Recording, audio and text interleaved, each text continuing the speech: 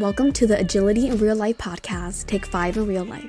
Now your hosts, Mike Studeman, Jeff Lee, and Pat Campbell. Hello, and welcome back to the Take 5 IRL podcast. I am Jeff Lee, partner at agilityIRL, and one of your hosts. I'm Mike Studeman, another of your hosts and another partner at agilityIRL. I'm Pat Campbell, the third leg of the stool at agilityIRL. Well, I think, gentlemen, we need to continue to discuss the mundane and uncontroversial topic of agile and outsourcing. That was sent in by one of our listeners, Craig Oliver. Craig was nice enough, first of all, to suggest a topic, which is good, but he's given us this easy one and that we continue to wrestle with. I appreciate both of you not disconnecting and leaving me here to talk about this. So, want to acknowledge up front, outsourcing, pretty controversial topic. Not sure that we can do justice to a topic like this in a 5 to 7 minute segment, but let's at least get into it. Jeff, agile and outsourcing, general thoughts around that. I'll let you serve the first volley. Yeah, well, in general, there's a reason that you frame this as a difficult topic, right? Because it is. And one of the big obstacles that we have to making it work is the way contracts are structured, especially when we're talking about not just taking work and offshoring it, but when we're specifically outsourcing it. Like, I don't own this, you own it, deliver, please. Right. And so those contracts are usually written like, hey, you need to deliver this thing by this date. Assuming that people actually understand what that is before they start working on it. It's, we've talked about this many times in classes, right? We can't predict the future. Our contracts pretend that we can, and then it puts everyone in a terrible position. So again, we could probably do a whole series of podcasts on contracting in Agile. But the key thing is aligning incentives, right? Knowing that things are going to change.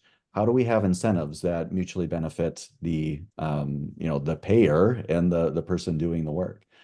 So that's one of the things. What are those incentives? How do you align them? What are your thoughts, Pat? Well, it's a great topic and many episodes to come, I'm sure. But on top of that, careful thought has to be given to why. I know we've been outsourcing significantly in the U.S. for going on 40 years now. I was first involved with it in the mid 80s, and not to give away my age or anything, but you were outsourcing things in third grade, Pat. That's impressive. Thank you, Mike. Feels like it, but the why has to be addressed. I mean, I've seen situations where reverse outsourcing, insourcing has happened. And to smaller teams, that it actually saved the company money and got product out the door faster. So some careful thought has to be given to the why, not just because executives think in a knee-jerk way that, yeah, that'll save money, we'll just outsource. More thought has to be given to are there key resources or capabilities we're looking to augment our team with that we can't seem to get a hold of in the marketplace. And other thoughts like temporary capacity because of what we're working on over the next X months. So some thought needs to go into the why before just outsourcing. And then beyond that, there's a number of episodes on in an agile environment besides contracting. How do we implement it successfully in an agile environment? Sounds like we're going to spin off another podcast on agile and outsourcing. Sounds like it. Which I sense that. Yeah, we'll see where that goes. No, I think I agree with the statements that you made. You got to look at your contract. You got to look at why you're doing this. If I can be so provocative to also say, I don't think the numbers justify outsourcing to save money. I think it's maybe a redistribution of money. Or how the money is spent, but I mean, people a lot smarter than three of us have looked at this. I don't think that you can make a case that outsourcing at least an IT function or a product development function has ultimately saved anyone money. It might have redistributed some of the money, but I don't think it's ultimately saved anyone any any dollars. No, it's a different cost, not just a saved cost. It's a different cost. And there has to be benefits that are planned for, thought through.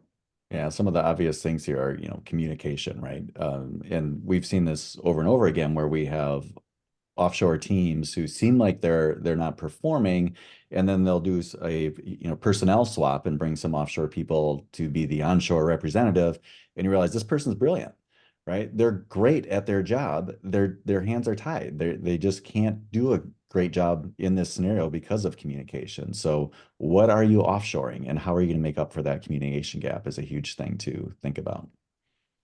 Well, it sounds like, oh, sorry, go ahead, Pat. And there's the whole team building thing too, the wisdom of teams, and real teams versus working groups. There's a building curve you have to go through. The form, storm, norm, perform is another view of that. That's a hidden cost that needs to be addressed. So I think gentlemen, I don't know if we've answered any questions here, maybe only created them.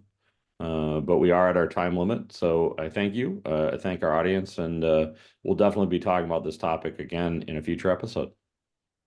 All right. Thanks, everyone. Thank you for joining us on this episode of the Take5IRL podcast. If you like it, please go ahead and share it with someone, as well as like and subscribe on your favorite podcast platform. We are available on Apple Podcasts, Spotify, and YouTube. Also, leave us a comment or a suggestion for a future episode. Again, thanks for listening, and we look forward to you joining us next time on the Take5IRL podcast.